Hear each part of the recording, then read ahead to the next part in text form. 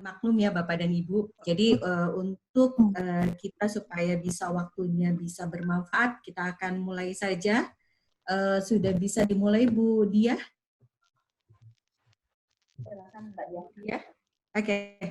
Ya, Bapak dan Ibu, kali ini kenapa kami di Humas memilih tentang ASN sebagai PR officer bagi institusi. Seringkali media sosial menjadikan ajang curhat gitu. Nah, oleh karena itu kita akan mengundang narasumber kita. Beliau adalah Dr. Diah Rahmawati Sugianto. Beliau Pranata Humas Madya Lembaga Ilmu Pengetahuan Indonesia, sempat menjabat sebagai Kepala Bagian Humas di Informasi Publik, tetapi harus melepaskan jabatan Ketua Umum Ikatan Pranata Humas Indonesia karena diangkat menjadi Subpura. Oh, sekarang Kepala Bagian, betul Bu? 4 bulan kemudian kembali ke fungsional karena adanya deselonisasi atau penyeteraan. Pengalaman bekerja kurang lebih 15 tahun sebagai humas pemerintah, 10 tahun sebagai dosen PR, dan Ibu Diah ini adalah satu dari 50 tokoh PR versi majalah PR Indonesia. Ibu Diah ini juga penerima fellowship dari majalah yang sama dan telah menghasilkan buku tentang reputasi berkarakter bersama 2 fellowship lainnya pada tahun 2016 silam. Bukan betul Bu Diah? Betul, Mbak. Iya, oke, mungkin untuk mempersingkat waktu, silakan Bu Dia untuk berbagi ilmunya terkait dengan bagaimana sih seharusnya kita bijak dengan media sosial yang kita punya, yang kadang-kadang kita lupa bahwa kalau kita sudah share di media sosial itu kita tidak bisa hapus, walaupun bisa hapus saat itu, tapi orang tidak bisa menghapus, sehingga tadi bahwa memang sudah ada jejak digitalnya di situ ya Bu ya. Oke, monggo Bu, waktunya kami persilahkan. Iya, terima kasih Mbak Dian, Bapak Ibu, Assalamualaikum warahmatullahi wabarakatuh. Selamat pagi. Ini saya masih ingat nih, Pak Radityo nih saya masih ingat nih. Kita ketemu lagi ya Pak di sini ya Pak. Baik, terima kasih. Saya nanti mohon dibantu untuk slide-nya dari operator saja. Walaupun saya punya contekan di sini. Pada hari ini, terima kasih sekali sudah berkesempatan untuk bisa ketemu dengan Bapak Ibu di PKRI melalui virtual. Dan hari ini saya akan membawakan tema seputar yang sudah diviralkan oleh panitia, begitu ya. Nah, sebenarnya saya mau cerita dulu pemilihan judul presentasi pada hari ini itu apa ya, agak saya bingung gitu mau kasih judul apa nih gitu kan, karena biasanya judul-judul presentasi yang saya pilih itu, yang saya tentukan itu harus sesuatu yang baru, yang menarik gitu. Nah, saya pikir kalau kita bicara media sosial itu kita cenderung sering membubuhkan tanda hashtag gitu ya. Dan sesuai dengan kepakaran saya, maka judulnya adalah hashtag public relation. Boleh dibantu mulai share-nya? Atau mau saya aja? Enggak, oke. Ya, terima kasih banyak. Ya. Pada hari ini ada 3 menu yang akan saya sampaikan. Boleh next slide. Yang pertama adalah mengenai konsep diri. Tentunya saya berharap kita bisa mengenal dulu nih diri kita itu sebenarnya pengen apa ya, stylenya itu seperti apa gitu. Kemudian tapi konsep dirinya as a PR gitu, as a ASN yang juga melakukan fungsi PR. Nah, menu berikutnya adalah bermedia sosial. Jadi nanti akan lebih teknis. Bapak Ibu, saya mohon lebih banyak bertanya ya, karena saya hanya menyiapkan 20 slide termasuk cover dan penutup. Dan yang ketiga adalah PR impact. Jadi sebenarnya dari keseluruhan yang kita lakukan di media sosial itu dengan apa namanya impact-nya gitu. Apa saja sih yang dampaknya ngaruhnya tuh ke apa gitu. Yang sebagai penutup, kemudian kita akan masuk ke konsep diri. Konsep diri merupakan keyakinan, pandangan, atau penilaian seseorang terhadap dirinya sendiri. Jadi ini sebenarnya bagian dari psikologi komunikasi ya. Jadi bagaimana kita boleh di-mute? Bagaimana kita punya keyakinan, punya pandangan atau penilaian seseorang terhadap diri kita sendiri. Nah, kalau kita sudah yakin dengan diri kita sendiri, dengan apa namanya, kita ini seperti apa sih gitu. Kita ini maunya apa sih? Ke depan tuh kita ingin menjadi seperti apa. Nah, itu sedikitnya itu yang apa namanya, kita sudah mulai tahu. Dan konsep diri ini juga bisa dibentuk gitu. Nah, kemudian kalau kaitannya dengan PR, bagaimana sih konsep diri seorang PR pada umumnya gitu? Yang diketahui, PR itu dimaknai sebagai praktisi, ya. Kita semua tahu bahwa PR sebagai praktisi itu yang paling sering gitu ya. Oh dia PR gitu kan, berarti oh dia atau dia orang humas gitu. Itu biasanya dimaknai sebagai individu. Kemudian yang kedua itu adalah profesi. Jadi buat saya PR itu bukan sekedar unit gitu ya, bukan sekedar pekerjaan, tapi adalah sebuah profesi. Di mana yang namanya profesi itu bukan hanya skill saja gitu, bukan hanya tapi juga ada pengetahuan akademis gitu yang mendukung, yang melatar belakangi seseorang dikatakan sebagai seorang profesional. Nah, yang ketiga adalah sering dimaknai sebagai unit. Itu tuh bagian humas gitu. Itu biasanya tuh sama biro humasnya. Nah, itu dimaknai sebagai sebuah unit. Kemudian sebagai sebuah media, karena PR itu sendiri adalah media. PR itu sendiri adalah kanal, saluran yang biasanya kita mendiseminasikan, kita biasanya memviralkan, kita biasanya mempublish sesuatu gitu, makanya itu sering dimaknai bahwa lewat PR aja gitu. Nah, kemudian selanjutnya adalah fungsi. Ini yang paling penting sebenarnya, bahwa dalam menjalankan tugas sebagai ASN, sadar atau tidak sadar, kita menjalankan fungsi public relation. Nah, kemudian makna berikutnya adalah upaya atau strategi. Jadi PR itu pada beberapa teori itu dinyatakan sebagai backup management, sebagai sebuah strategi, sebuah upaya, sebuah cara gitu. Nah, itulah mengapa masih banyak juga orang-orang gitu ya yang memaknai PR sebagai upaya atau strategi. Dan yang terakhir ya ini upaya, strategi, cara-caranya lebih teknis ya maksud saya di sini. Tapi sebenarnya 11-12 lah sama ya strategi itu.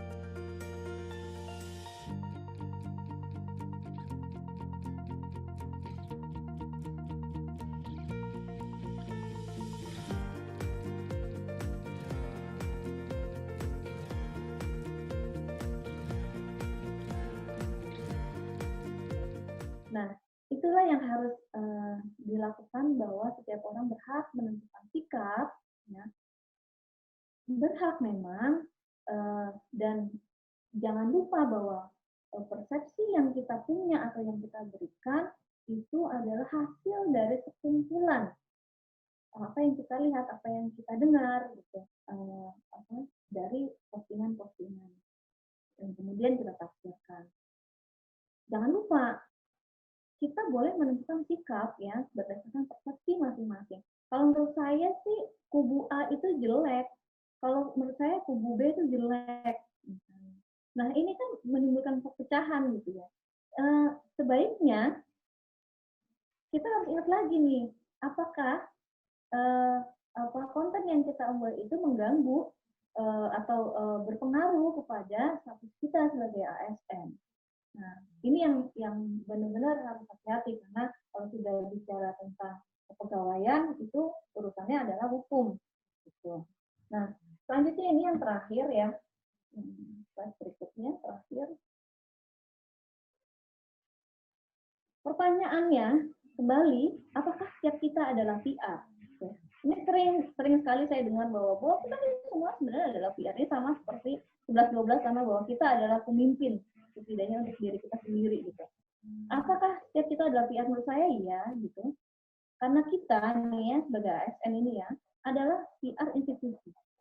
Gitu. Jadi sebagai PR institusi mau menyampaikan sesuatu itu harus benar-benar diamati dulu, lihat, dengar, kemudian diolah apakah ini benar atau enggak, itu kan di-verified ya.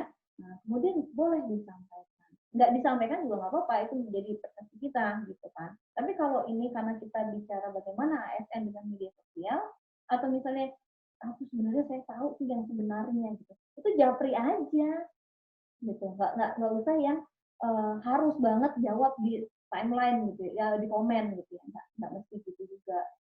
Jadi bisa dijapri baik-baik. Gitu. Saya rasa itu terakhir ya dari saya. Slide terakhir itu adalah ucapan terima kasih. Terima kasih. Saya tunggu pertanyaannya Bapak Ibu, teman-teman. Saya kembalikan kepada Mbak Dian. Terima kasih Ibu, dan alhamdulillah kebetulan sudah bergabung dengan kita Ibu Karo, Ibu Vivi.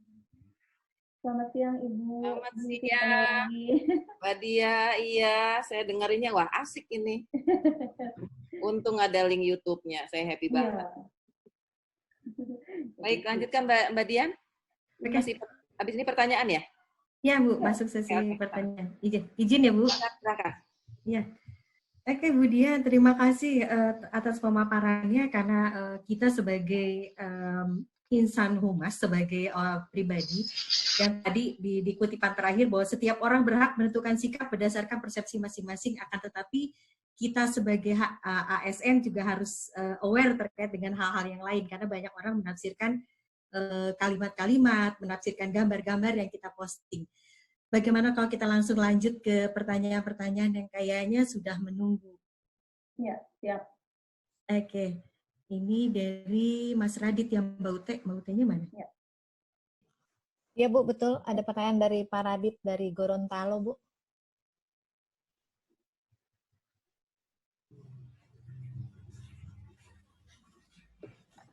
Ya, ini tentang inkonsistensi ya.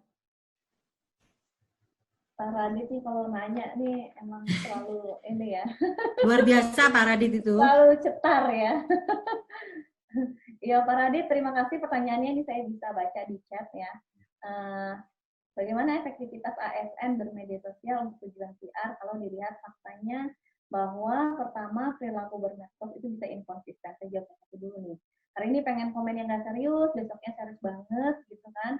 Nah, masalah inkonsistensi ini nggak masalah. Jadi memang style kita tuh kalau kita mau konsisten, itu berarti kita sudah membangun masuk lagi ke materinya personal branding gitu ya. Kita nggak ngebahas sampai situ. Tapi hari ini mau cerita yang lucu-lucu. Hari ini mau nge-share yang kayak misalnya bahwa sesungguhnya apa tuh yang kemarin saya baca tentang THR tidak akan bisa diterima dibaca tanpa TH dan R karena apa tunjangan hari apa itu tunjangan hari raya itu kan lucu banget. Nah itu kan sesuatu ya joke berarti sebenarnya nggak masalah karena kita juga butuh nggak serius terus gitu ya dan nggak seriusnya ini maksudnya bercanda yang tentunya masih dalam batasan gitu. Nah yang nggak yang tentang tidak senonoh juga. Nah itu nggak apa-apa karena itu membuat kita membangun engagement dengan teman-teman kita, publik kita gitu. Sehingga ketika mereka sudah senang dengan postingan itu gitu ya, dengan udah tahu ini akhirnya kan orang jadi tahu Pak Radit nih lucu nih postingnya nih, besok ketika posting lagi minimal mereka baca walaupun mereka nggak komen, walaupun mereka nggak nge-share gitu. Itu yang pertama pertanyaannya. Jadi nggak masalah bagaimana itu yang harus konsistennya adalah pada pesan positif. Itu yang harus menjadi benar-benar harus jadi prinsip gitu. Nah, kemudian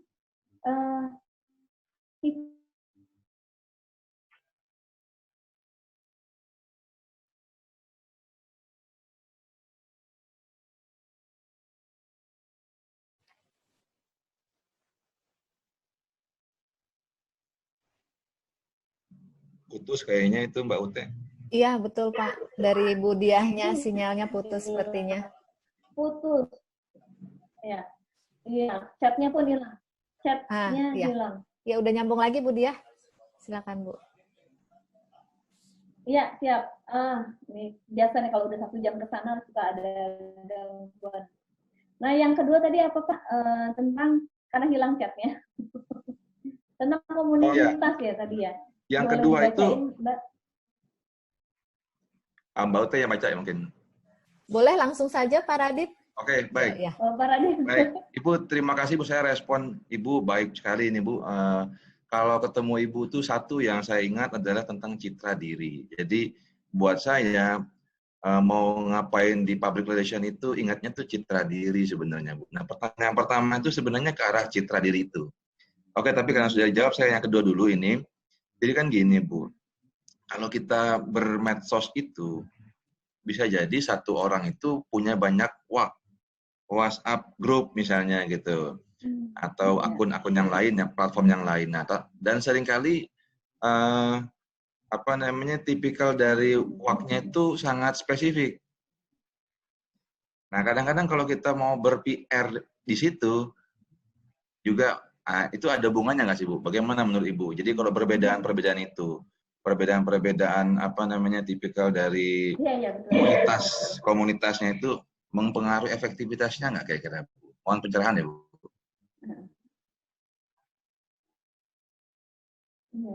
Aduh Pak, bagus banget pertanyaannya, ya ampun, ada goodie bag nggak sih buat Pak Radit? Nanti saya mau kirim hadiah deh buat Pak Radit nih. Pertanyaannya bagus banget. Jadi jeli banget ya Pak ya. Saya memang tidak menjelaskan secara spesifik tadi mengenai WhatsApp group gitu. Memang kita kalau jadi PR itu kan memang biasanya WhatsApp grupnya tuh saya sendiri sampai 50 WhatsApp group berbagai macam komunitas gitu ya, berbagai macam orang yang ada di dalam grup itu dengan masing-masing punya tujuan gitu kan. Nah, ada di satu WhatsApp group yang nggak perlu banyak ngomong gitu. Kita mantau aja ada kayak gitu. Kita menempatkan diri lebih ke situ sih. Kita harus bisa menempatkan diri yang nggak perlu yang harus selalu komen gitu. Dan apalagi melihat kita perannya di dalam grup itu dan komunitas itu tuh sebagai apa gitu. Kalau misalnya kita pengurus misalnya, ya tentunya kita aktif dong ya kan. Tapi kalau misalnya kita sebagai biasa misalnya, ya kalau misalnya ada info apa ya di-share nggak masalah gitu.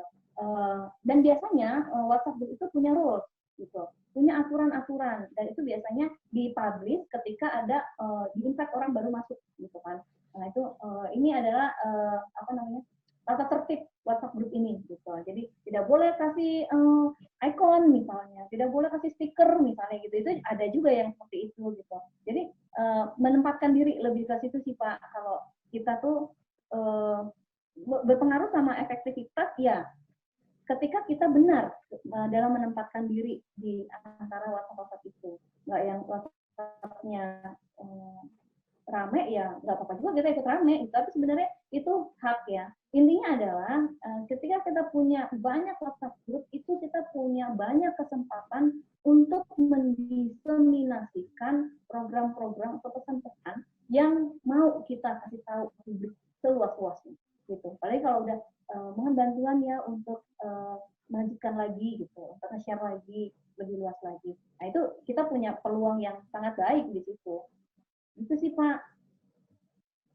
Selanjutnya mungkin ya. Terima kasih Bu. Atau ada lagi yang ingin ditanyakan? Oh baik. Terima kasih Bu. Ya, mungkin untuk pertanyaan selanjutnya, Bu Dia, ada tadi dari Pak Dino dari Badiklat ingin bertanya, silakan Pak Dino. Ya, izin bertanya Ibu. Halo. Ya, siap. Ya, gini Bu, kita di ASN kan perlu dilakukan pembinaan seperti ini Bu ya, artinya agar tidak kepleset nantinya mungkin ketika kita bermedsos gitu sebagai seorang ASN gitu. Nah, kira-kira apakah pembinaan sebagai seorang ASN atau pribadi ini itu sama polanya dengan pembinaan ketika kita sebagai pembina medsos satker, Pak Bu? Nah, terus kira-kira nanti boleh diceritakan juga mungkin Bu bagaimana perkembangan atau tren pembinaan medsos di kementerian lain, Bu. Mungkin bisa berbagi cerita. Mas Dino. Ya, terima kasih.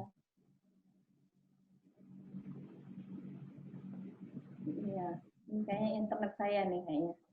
Jadi yang pertama ya, apakah beda antara pembinaan kita sebagai pribadi yang mengelola akun pribadi dengan kita mengelola akun korporat gitu? Sedikit berbeda gitu. Karena apa? Ketika kita mengelola akun pribadi kita, maka kita yang menentukan, ya kan? Tapi kalau korporat itu korporat yang punya yang punya kuasa gitu ya. Artinya kita harus selaras dengan visi misinya organisasi gitu, nggak bisa dengan style kita tuh nggak bisa. Nah ini kita makanya harus tahu siapa sih publik kita sebenarnya gitu. Nah sebenarnya jadi beda gini, kalau di akun pribadi kita yang menentukan kita mau posting apa kek gitu kan, maksudnya mau posting sekarang serius besok enggak misalnya gitu, kita mau posting tentang bagaimana kita di dapur misalnya, atau bagaimana kita mencitrakan diri sebagai seorang akademisi misalnya gitu ya. Tapi kalau itu terserah kita. Kalau sebagai pengelola akun organisasi atau institusi gitu, kita harus mengenali publik kita. Jadi kalau yang tadi pribadi itu publik itu diarahkan untuk mengenal kita. Nah, yang satu lagi ini yang institusi itu kita yang harus mengenal publik dulu gitu. Kita tahu nih publik-publik itu siapa aja sih. Nah, file itulah yang kemudian dibentuk berdasarkan siapa publik kita. Makanya segmentasi publik itu adalah langkah PR ketika yang pertama kali sebelum kita mulai melakukan kampanye gitu. Kemudian bagaimana perkembangan ya trennya? Trennya itu kalau kementerian lembaga itu sekarang sudah mulai menjadikan akun media sosial itu sebagai official channel gitu. Jadi udah banyak yang contreng-contreng biru itu menunjukkan kan keseriusan dari kementerian lembaga untuk menjadikan itu sebagai kanal yang resmi gitu untuk mendiseminasikan informasi tentang institusinya. Gitu Pak Dino.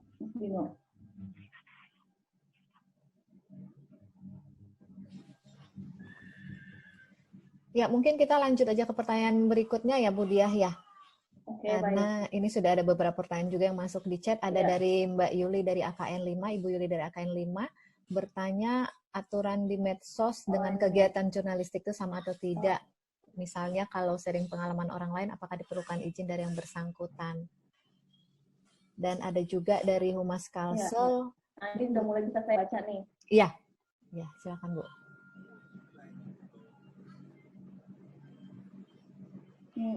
Oke.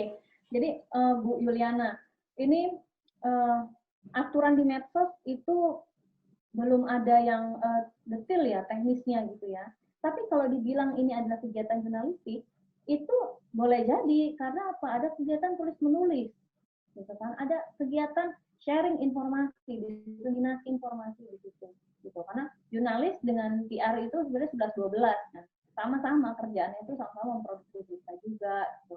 Dan kalau PR itu kan menciptakan lembaganya selling ya, dan kalau jurnalis itu selling juga, tapi ujung-ujungnya itu adalah pada profit dari organisasi secara komersil gitu, secara finansialnya. Nah kemudian contohnya terkait dengan sharing pengalaman orang lain, apakah diperlukan izin dari yang bersangkutan? Menurut saya tidak perlu izin, karena dengan dia sudah memposting di ruang publik, itu sudah menjadi fasilitas publik. Tapi untuk sopannya, kadang-kadang kita biasanya izin share ya mas, kayak gitu kan. Itu pasti akan jawabnya silakan dong. Mungkin kalau nggak, jangan, ini hanya untuk saya, nggak mungkin juga. Ngapain juga dia share, dia ngupload gitu kan. Seperti itu. Saya lanjut ke Humas Kalimantan Selatan. Berita yang seperti apa yang lebih mudah diterima oleh masyarakat? Apakah berbentuk narasi, gambar, atau video? Oke, ini dulu ya. Narasi, gambar, atau video. Sekarang itu memang storytelling. Nah, storytelling yang seperti apa yang efektif itu dikemas dalam sebuah infografis. Itu yang paling efektif. Kemudian berita yang selalu serius atau sedikit diselingi dengan joke, itu yang mana yang lebih efektif gitu ya, yang mudah diterima. Berita tergantung sih Pak. Pak apa Bu nih? Jadi kalau kita memang memberitakan sesuatu yang serius, ya tentunya harus serius gitu. Tapi kalau yang sedikit joke itu misalnya kayak ucapan hari raya misalnya bisa dengan diselingi dengan pantun misalnya yang lucu-lucu gitu, atau misalnya kita mau mengemas campaign program kalau BPK campaign-nya apa ya yang lebih tepat, atau misalnya hidup sehat lah misalnya, cuci tangan sebelum makan misalnya, itu boleh aja diselingi dengan joke gitu. Sekali lagi kita lihat siapa segmen publik kita, itu penting. Saya lanjut Pak Cahyadi Anjar, Pak Anjar nih ya, yang tadi disapa di awal. Kayaknya banyak fansnya nih Pak Anjar. Kemudian kemarin kita mau upload aktivitas WFH di unit kerja kita, dapat info harus minta izin ke Biro Humas. Alhamdulillah setelah konsultasi, kalau mau pakai akun sendiri boleh. Menurut saya selama konten positif untuk kita silakan saja. Betul, saya setuju. Nggak apa-apa aktivitas WFH, tapi aktivitasnya juga yang menginspirasi ya, yang berfaedah gitu. Nanti aktivitas WFH-nya lagi puasa makan lagi, nggak pas gitu. Ya, jadi nggak masalah, itu bagus sekali justru. Atau mungkin dari Biro Humas sendiri justru membuat campaign gitu untuk supaya BPK lebih terkenal gitu kan. Misalnya dengan narasi yang sama gitu ya, narasi tunggal, atau dengan hashtag official gitu, misalnya BPK WFH, WFH ala BPK misalnya, atau BPK itu punya ini apa sih, panggilan untuk aktivitasnya itu apa sih gitu. Kalau di LIPI itu kadang disebutnya lepiers gitu. Mungkin BPK juga perlu juga punya, jadi supaya lebih populer gitu. Dan itu nggak masalah. Kami juga biasa melakukan aksi viral gitu, misalnya di Hari Kartini kemarin, kita bikinin tuh template-nya. Sini ada, itu hashtag-nya itu Kartini LIPI. Gitu. Jadi semua cewek-cewek itu suruh ibu-ibu gitu ya, pakai berkebaya atau nggak berkebaya nggak apa-apa, jadi sifatnya nggak memaksa, posting tempel di template yang sudah disediakan dan posting di akun masing-masing. Itu fun gitu ya, tapi cukup efektif sebenarnya gitu. Walaupun sebenarnya masih banyak yang belum bisa nempelin ke ininya ya, ke template. Itu pakai aplikasi apa, masih bisa ada yang ini. Tapi kalau saya terima orderan biasanya. Biar rame. Kemudian Hardini Hernusa ini kayaknya Mbak atau Ibunya. Bagaimana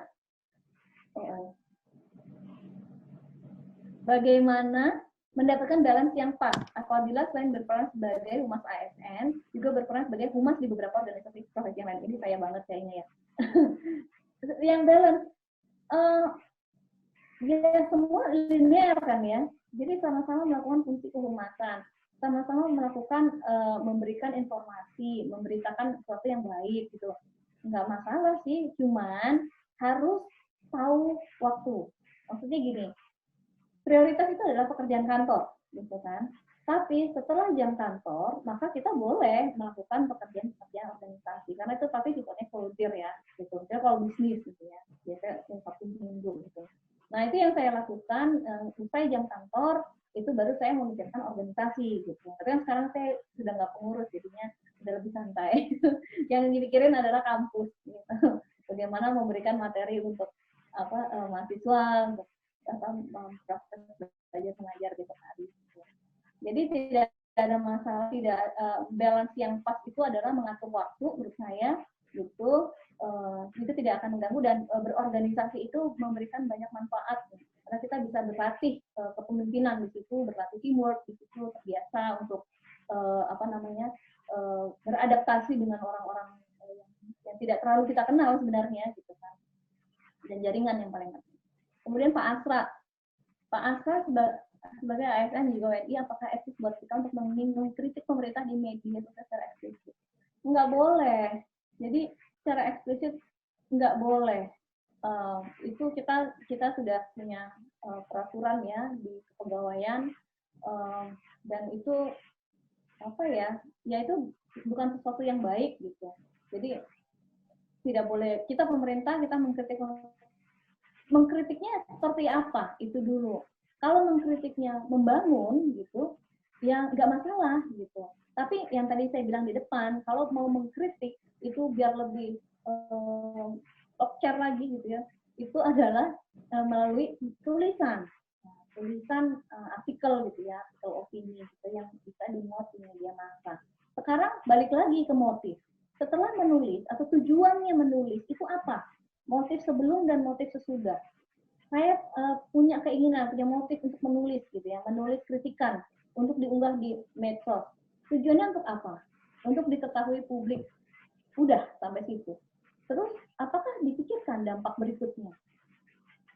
Kasarannya kalau terciduk gitu ya sebagai ASN itu sangat ini ya, karena apa yang kita tulis itu kita merepresentasikan sebagai abdi negara itu yang keikut ada institusi kita, yang keikut adalah government, pemerintah, dan itu mempengaruhi pada public trust terhadap pemerintahnya gitu. Dan kita ada di dalam bagian pemerintah tersebut. Nah, ini kan jadi bumerang gitu kan. Nah, kemudian Mbak Sinta, jika seorang ASN mengkhususkan akun media sosial untuk segmen yang berbeda, misalnya FB sosial kehidupan pribadi, ini saya banget ya.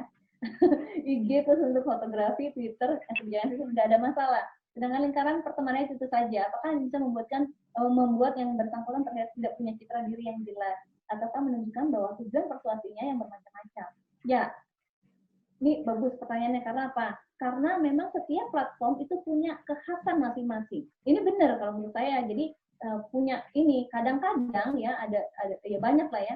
Satu konten itu dia ada di Facebook, ada di ini gitu. Jadi dan kita temenan di semuanya gitu. Jadi cukup baca salah satu akunnya aja. Cukup baca salah satu akunnya aja udah sama gitu ininya ceritanya gitu. Nah, kalau saya enggak, kalau saya sekarang kalau yang di Facebook itu jarang update, dan sekarang udah lebih sering saya gunakan untuk sharing informasi atau promosi kegiatan kantor gitu. Sedangkan kalau di Instagram itu lebih ke ya saya maunya jadi apa gitu. Sampai saya bisa maksudnya saya sampai punya panggilan untuk netizen ini gitu ya, dan saya punya hashtag official gitu. Itu yang karena saya belajar itu sebenarnya itu media kita untuk membangun image ya, membangun personal image gitu, personal branding kita. Kita mau dikenal sebagai apa gitu. Jadi itu media yang bisa kita manfaatkan. Nggak ada masalah Mbak Sinta. Jadi itu nggak ngaruh kok sama punya citra diri atau nggak. Citra dirinya adalah berarti Mbak Sinta ini tahu gitu bahwa penggunaan platform masing-masing itu beda gitu. Jadi nggak gampang gitu. Ini baik-baik aja, bagus gitu malahan. Jadi bervariasi. Kemudian Pak Ruri dari Aceh tadi di presentasi menyebutkan bahwa kita adalah PR diri kita sendiri.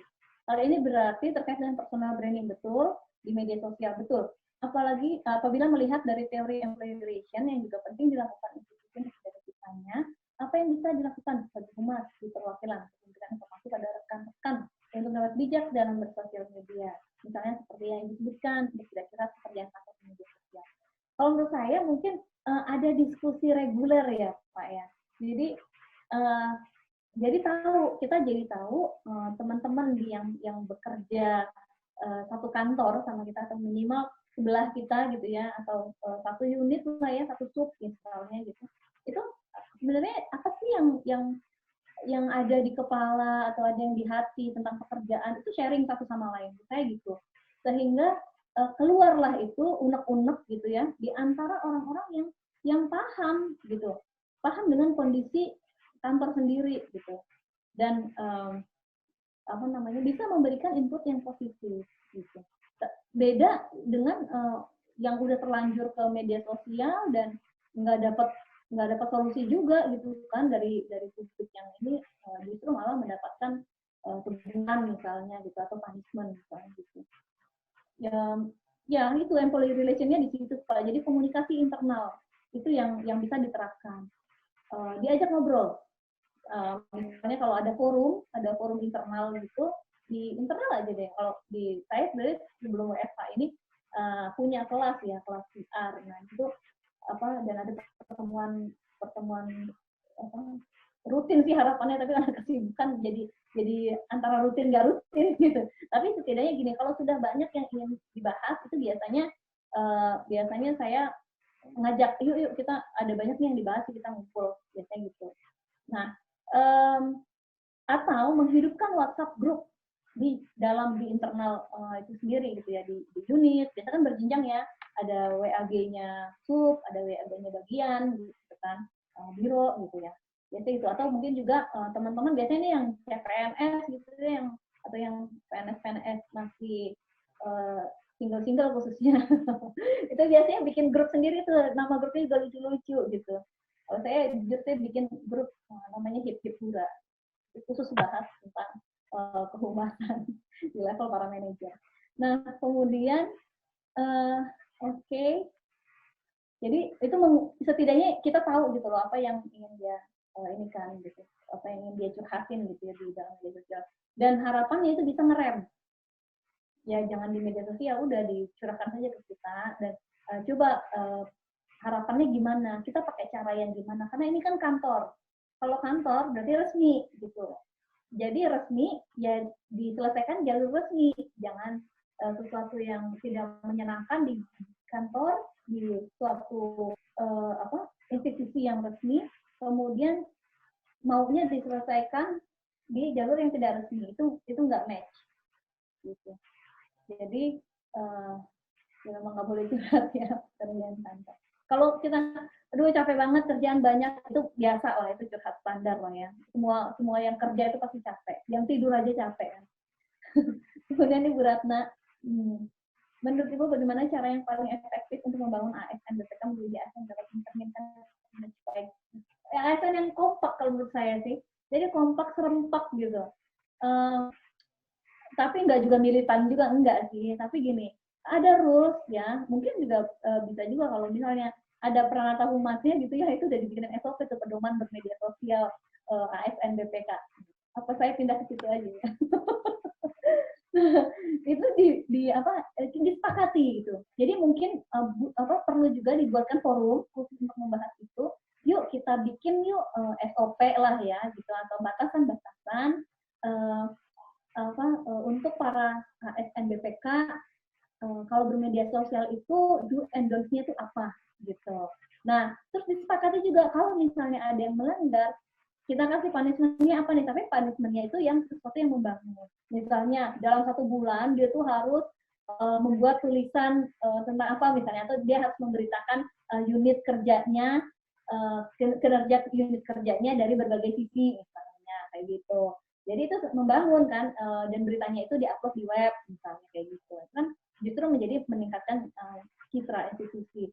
dan kompak tuh ya sering-sering melakukan satu gerakan-gerakan kecil ya sebenarnya ya, campaign-campaign kecil yang ya gampang aja deh, WFH ini aja gitu kan, yang tadi ya katanya mau ngupload WFH di konten ini nggak masalah gitu. Tapi dengan narasi yang serempak gitu kan, misalnya kita kan miliki gitu ya, terus adalah hashtag yang bareng-bareng dipakai. Nah itu nanti akan bisa lihat switch-nya. Ini banyak banget kan aktivitas BPK ya, gitu. Ada pesan yang sebenarnya apa sih yang ingin disampaikan oleh misalnya kan auditor atau misalnya gitu ya. Kita pernah bahas ya waktu di website itu, pesan kuncinya tuh apa waktu di pelatihan website. Nah itu yang gerakan-gerakan kecil itu yang bikin meningkatkan rasa kebersamaan antara unit-unit atau perwakilan-perwakilan dengan yang di pusat gitu. Jadi yang di humas lagi, ada humasnya juga ya di perwakilannya, atau nggak ada. Pokoknya teman-teman yang di perwakilan itu nggak beda kok, sama dengan yang di pusat gitu. Cuman secara geografisnya saja yang ditempatkan gitu, mencar-mencar gitu. Jadi sebenarnya sama. Nah itu kepanjangan tangan dari yang pusat. Gitu. Jadi benar-benar supporting gitu. Kalau maksudnya benar-benar backup management gitu. Jadi kalau ada yang butuh apa informasi di mana itu cepat di sini, oh udah dapat nih datanya lengkap ini ya, kayak gitu segala macam. Dan banyak sekali yang bisa dilakukan sebenarnya hal-hal yang sifatnya humanis, jadi nggak kantor melulu gitu. Yang lucu-lucu misalnya kalau hari memperingati Hari Olahraga Nasional misalnya, Haornas ya, Haornas tuh silakan aja ngupload semua dengan hashtag BPK Sehat misalnya gitu, atau senam ala BPK itu bisa aja bikin flash mob misalnya kayak gitu. Itu kan menyenangkan ya gitu, dan itu membuat secara langsung itu kok perasaan nggak pernah kerja, enggak gitu. Ada ruang yang terpisah gitu, ada ruangan sendiri untuk yang memang harus kerja gitu, harus serius, dan ada juga ya karena kita juga harus seimbang ya antara pekerjaan dengan kehidupan sosial lainnya gitu. Jadi curhat sedikit. Kemudian Oke, Bu Ratna sudah. Pak Runi sebagai ASN jejaring birokrasinya masih kental untuk dapat mengupload konten. Tentunya harus berjenjang secara birokrasi dan itu membutuhkan waktu. Padahal terkadang sebagai PR harus cepat merespon. Bagaimana jembatan terbaik? Oke, biasanya kalau yang satu pintu gitu ya, itu memang dari pusat biasanya kan, dari humas pusat itu memberikan konten untuk disebarkan serempak ASN atau masmid oleh mimin-miminnya gitu kan. Tapi nggak ada ini ya, nggak ada akun di unit ya, di level unit ya. Ini di pusatnya. Ya intinya adalah ada satu konten misalnya dibuatkan infografis oleh pusat, kemudian disebarkan ke grup-grup gitu kan, ke WhatsApp grup aktivitas BPK, dan lebih luas lagi disebarkan lagi oleh para aktivitasnya. Itu kalau yang top down ya. Tapi sebenarnya bottom up juga nggak masalah gitu. Nah, konten kalau di LIPI itu kita konten itu satu pintu memang, tapi bukan berarti humas pusat doang yang boleh bikin gitu. Yang humas di kawasan itu juga boleh, tapi kita bekelin dengan template gitu, sehingga seragam gitu. Bahkan kita sering meminta untuk buatkan sekalian ya infografisnya. Udah, kita terima jadi. Di pusat terima jadi. Karena template-nya udah sama, ada ininya juga, ada ininya juga sama gitu kan. Aktivitas Indonesia gitu kan, Twitter, Facebook, Instagram itu kan sama, jadi gitu sama website-nya. Jadi kita akan sangat terbantu yang di pusat apabila teman-teman yang di perwakilan itu aktif gitu ya, aktif memberikan konten-konten, karena pasti konten-konten yang lokal itu justru yang membuat kaya ya jadinya gitu. Masalah substansinya itu tentu harus diverifikasi, bukan berjenjang sih menurut saya, tapi siapa yang paling bertanggung jawab di dalam kantor perwakilan tersebut, kepala kantornya misalnya, cukup di situ aja, ini oke, udah tinggal dikirim ke kita. Kayaknya udah semua ya. Ya, udah semua Bu. Wah, luar biasa ini. Luar biasa. Luar biasa sekali. Berarti memang kita sebagai pribadi juga sebagai ASN harus aware terkait dengan bahwa media sosial itu ada dampak positifnya tetapi juga ada dampak negatifnya. Terus kemudian bagaimana etikanya memang kita harus ada aturan-aturan yang ada pagernya ya, ada rambu-rambu bagaimana kita harus melakukan bermedia sosial sebagai ASN. Itu ya kira-kira Bu ininya. Nanti kalau misalnya ada teman-teman yang masih mau bertanya, silakan nanti di chat ke panitia, nanti akan kami teruskan ke Bu Dia, dan untuk selanjutnya kepada Bu Vivi. Baik, Mbak Dian. Ini berarti udah selesai ya? Karena mau Jumatan ini kayaknya. Iya, Bu. Ada Jumatan ya, kan? Terima kasih Mbak Dia. Ini saya lupa ini narasumbernya selain Mbak Dia siapa? Mbak Dia aja ya hari ini ya? Mbak Dia aja. Iya. Terima kasih Mbak Dia. Kemarin ketemu ya. Iya, Ibu Vivi.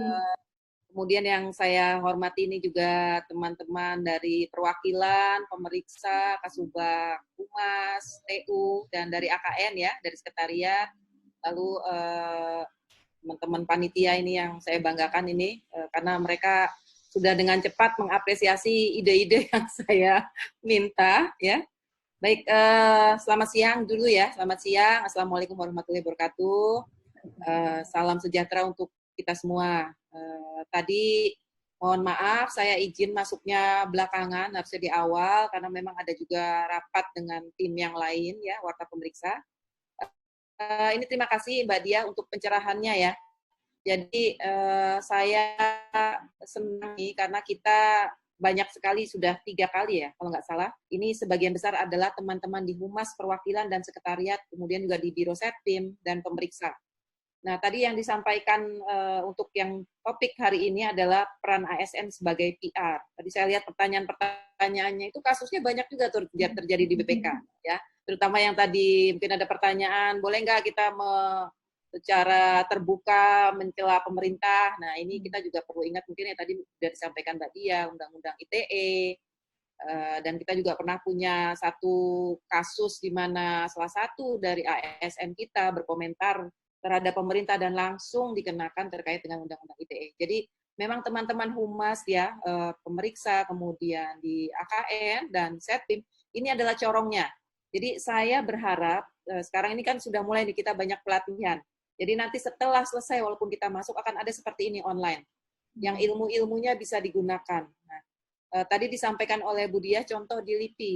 Kita memang medsos terpusat ya, di BPK. Jadi di perwakilan itu tidak punya medsos, tetapi website punya.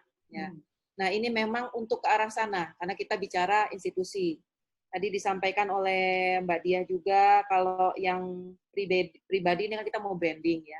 Kemudian kalau di corporate ini memang diatur oleh BPK. Nanti kami akan adakan lagi, tadi barusan rapat dengan Pak Waka dan Pak Anggota 5. Beliau juga minta, ini harus diberikan, diadakan rapat nih dengan para Kasubag Humas dan Hukum, kami sampaikan. Mereka sudah ada workshop seperti ini, dialog, yang untuk digunakan dalam pekerjaan sehari-hari. Kemudian juga tadi ada pertanyaan yang menarik dan dibahas sama Bu Dia. Ini kalau di LIPI kan walaupun terpusat tapi di daerah juga bisa memberikan konten. Nah sama di BPK seperti itu juga, tapi kita lagi bikin channelnya. Yang mana nih yang cepat supaya kita dapat beritanya, ya. Kemudian satu yang sudah akan segera itu adalah terkait warta pemeriksa. Kita punya warta pemeriksa, mungkin juga jarang yang baca ya, warta pemeriksa BPK bagaimana di dalamnya. Nah ini sedang saya ubah brandingnya, kita akan ada yang digital. Nah teman-teman di perwakilan, di pemeriksa AKN, kemudian Setpim, itu bisa menulis. Jadi akan masuk template yang seperti tadi model di LIPI, kemudian ini akan menjadi tulisan yang menjadi masuk di warta pemeriksa yang digital. Jadi ini ya, kedepannya akan banyak kegiatan. Jadi jangan bosan nih, ilmunya soalnya semua bisa dipakai. Kemarin saya lihat belajar PR dan libraries, lalu teknik fotografi, saya baru tahu tuh ternyata handphone banyak manfaatnya. Dan hari ini kita sebagai ASN, ya. Jadi sebagai pribadi tadi Mbak Dia juga membahas kalau inkonsisten gimana. Kalau apa ya? Artinya kita konsisten berita-berita kita atau ucapan-ucapan kita di medsos. Nah sekali-sekali ingin membuat sesuatu yang tiba-tiba out of the box juga nggak apa-apa, karena lama-lama juga akan bosan orang. Dan rata-rata di medsos ini kan pembacanya bisa berganti-ganti tuh segmennya. Tergantung ada yang rame apa, hari ini ada di YouTube, besok ada yang di Twitter, orang akan berubah. Nah, memang akan ada yang loyal ya.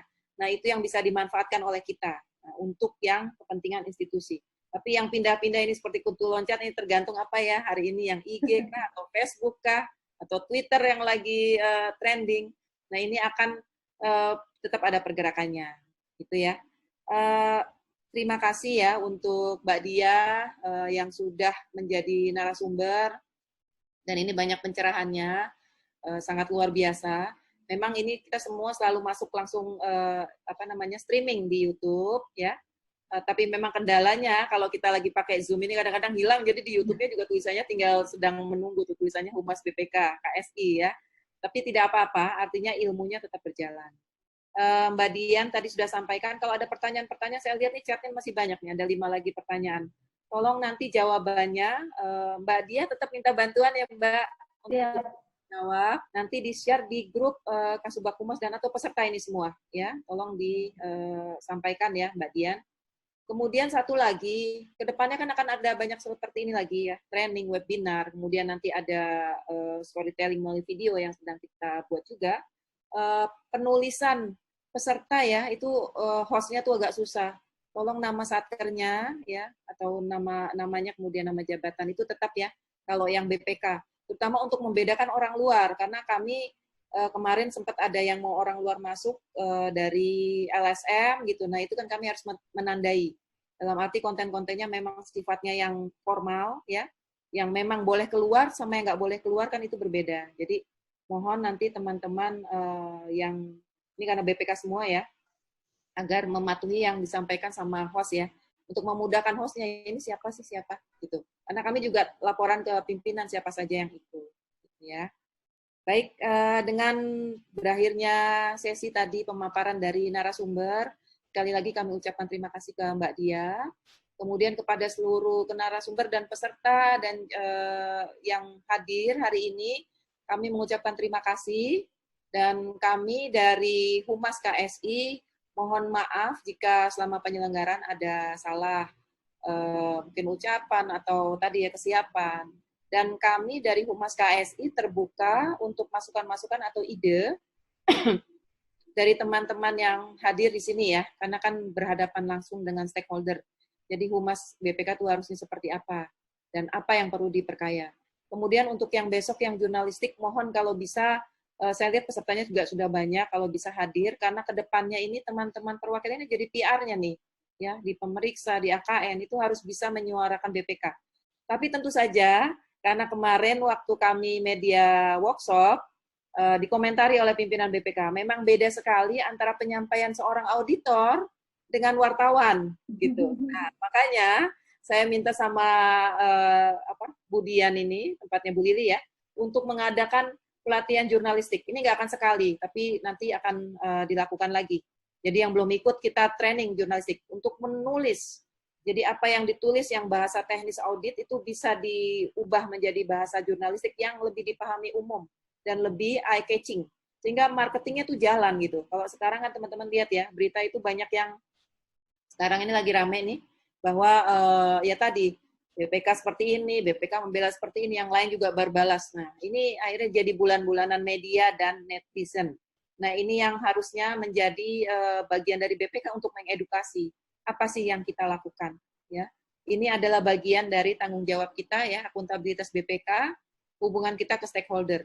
Kita tidak hanya memeriksa dengan kualitas hasil pemeriksaan yang baik, tapi kalau kita tidak bisa mengkomunikasikannya kepada stakeholder, tidak bisa memarketingkannya. Nah, teman-teman juga sebagai PR kalau ditanya tidak tahu, hanya sektoral saja yang ada di Satker, tidak tahu secara kelembagaan, maka BPK tidak akan menjadi kuat. Nah, itu yang kami harapkan dari peran teman-teman. Baik, karena sebentar lagi sholat Jumat, terima kasih sekali lagi untuk acara workshop ASN sebagai PR. Selanjutnya acara ini dengan resmi saya tutup. Terima kasih. Wassalamualaikum warahmatullahi wabarakatuh. Waalaikumsalam warahmatullahi Warahmatullahi wabarakatuh. Terima kasih Bu Vivi, terima kasih Bu Dia. Terima kasih Mbak Dian. Ya, terima kasih Bapak dan Ibu. Ya, Bu.